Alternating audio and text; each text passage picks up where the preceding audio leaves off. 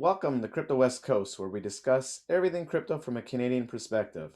My name's Damien, and today I'm going to share my thoughts with you regarding the current cryptocurrency market cycle. I'm going to assume many of you are new to crypto, as is this YouTube channel. So I'm going to take my 15 months of experience in cryptocurrencies and share with you my thoughts today. Lately, as I listen to my go-to YouTube channels, the talk is around Bitcoin dominance and what stage of the Bitcoin cycle we are in. Now, all of these YouTubers I'm listening to are in their second bull run. Their first bull run happened right here in about December 2017 and early January 2018. And so they are taking their knowledge and experience from that bull run and they're sharing it with their viewers in the current bull run we are on now. They're trying to pass on to their viewers that as Bitcoin hits its peak, it will begin to fall back. But as it falls back, the other altcoins and tokens will go on their own bull run before they too fall back and everything settles down and begins a new cycle. But after watching some of their videos, they sure have different views on what's going to happen.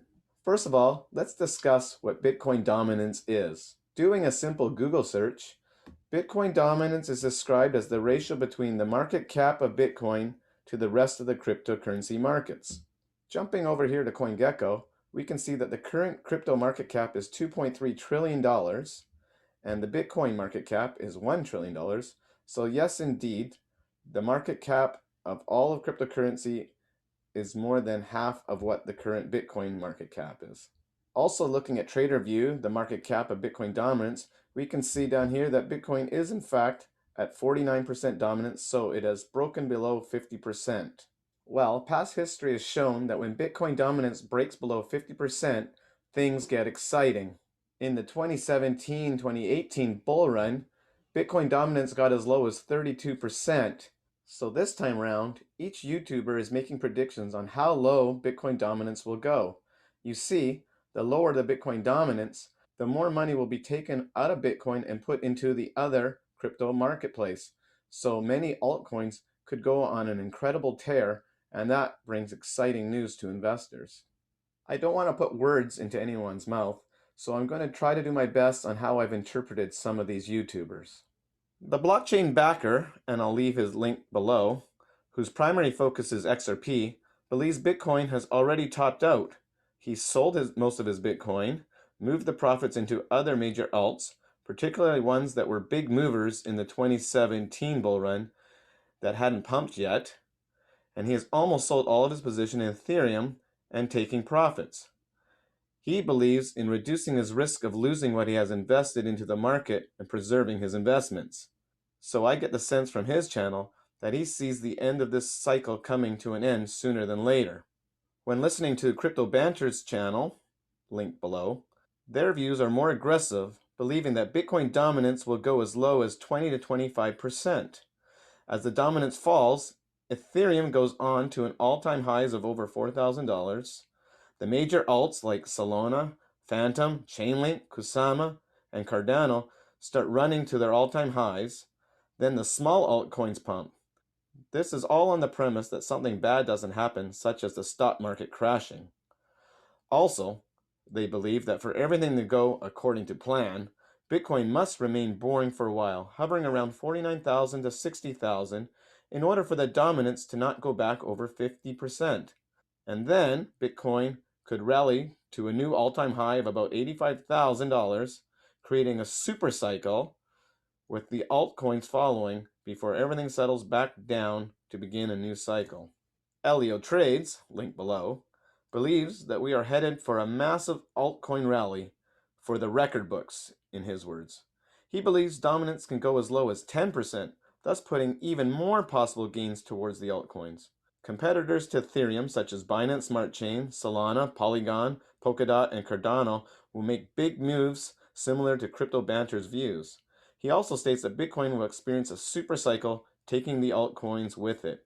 Data Dash, link below, is much more reserved, saying that a lot of YouTubers and those on Twitter are analyzing Bitcoin based on the 2017 cycle, and since it is only one past event, it might not play out the same way.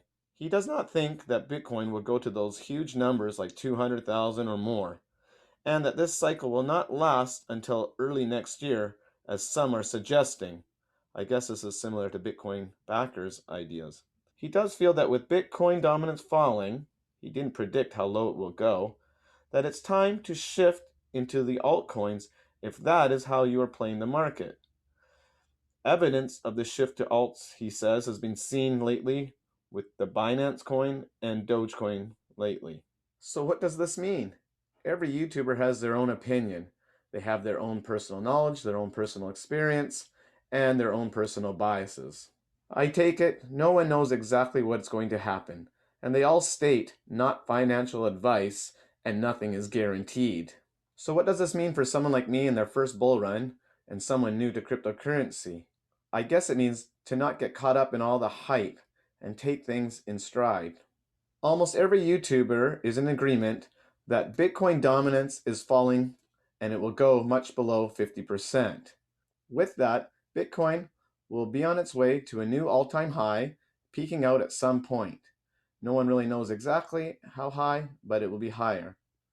Following this peak, it will begin to fall back, and then the major altcoins will go on their own bull run, followed by the minor altcoins, and then everything will settle back down for a new cycle to begin.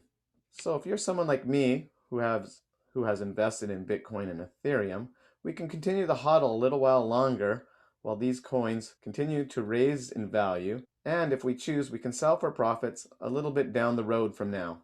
If you too are like me and have some investments in some of the minor altcoins, we can expect those to increase in value as well. The vibe I'm getting from many content creators to newbies in this digital asset environment is to be cautious to not get caught up in all the hype that this altcoin pump will see, but to continue to do research, to listen to creators that they feel comfortable with in order to get signals as to when might be a good time to take profits. If you haven't seen the Psychology of Market Cycles chart, here it is. This can easily be Googled. Many will agree that we were somewhere between optimism, belief, and thrill stage of this chart. We have not hit the euphoria part of the chart yet, but most will remind us that there will be a fall in prices of all coins, especially the cycle leader Bitcoin, before the whole cycle starts again. The key, I have gleaned, is to take profits on the way up to euphoria as well as on the way down, as it'll be highly unlikely that I will take my profits at the ultimate top of the cycle. Now, many YouTubers from the past cycle have explained that they watched the price fall, they didn't sell, then they saw the price bounce up a little bit, they had hope that, oh, here we go again, and then it dropped significantly. And as it dropped, they saw all their profits on paper disappear and went through the feelings of anxiety, denial, and panic. And some down here in panic sold all that they had for fear that it was going to go to zero. Panic selling often happens when people are overinvested and not truly able to afford losing what they had invested. So many content creators from the 2017 bull run did not sell during the euphoria stage and were left holding their bags. And that's what they're trying to pass on to people like you and I now, is to not be greedy and take profits at certain stages of this cycle. With Bitcoin dominance now falling below 50% and exciting times seem to be on the horizon, some may feel that they have not invested heavily enough into the market. But as Rob at Digital Asset News recently pointed out in a video, link below, rather than FOMOing into this cycle right now and perhaps making some rash decisions, there is a very likely a new cycle down the road. Just continue to dollar cost average into something you believe in. It could be Bitcoin or Ethereum or any of the other major alts that have a potential of going big in the future. He continues to state that digital assets seem to be a pretty good risk-reward plan, especially when looking at charts like this where Bitcoin is the best performing asset of any of the other classes. When looking at the S&P 500, the top 500 companies in the United States, the comparisons are not even close to Bitcoin and many of the other digital assets. He goes on to point out that a 1 month return would be from $4,000 to $4,100. Big deal. A 1 year return, $2,800 to $4,100. In 5 years, from $2,000 to $4,000, a big double your money in 5 years. Whereas if we look at Bitcoin, in 1 year, it has gone from $8,900 to currently $57,000, and these are US dollars. Ethereum in a year went from approximately $213 to currently $2,900. The Binance coin in 1 year went from about $17 to currently $621. These are just some examples of how digital assets have increased in value compared to other traditional means of investment. And as Digital Dave from Crazy for Cryptos points out, cryptocurrency is the most fun, most exciting, and most profitable space to be in, and we are all so early. So that brings me to the end of this video.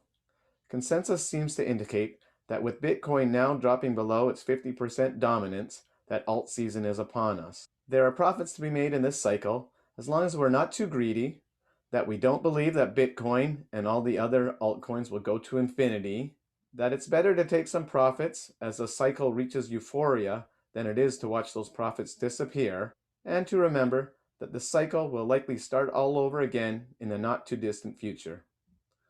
Well, I thank you for watching. If you liked what you heard, please give me a thumbs up, and I hope to see you in the next one.